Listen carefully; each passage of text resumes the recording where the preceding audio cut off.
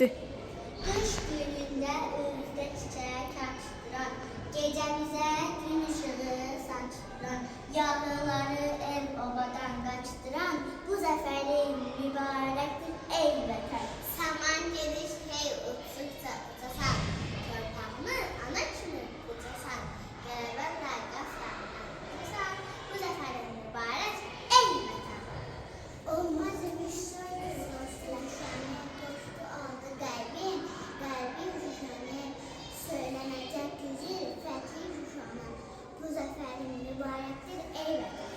Qürurluydu bu Qarabağ səfəri, bu torpağına həsr olur hər nəfəri, ünvanımızla qazanmışıq zəfəri, bu zəfərin mübarəkdir ey vətən.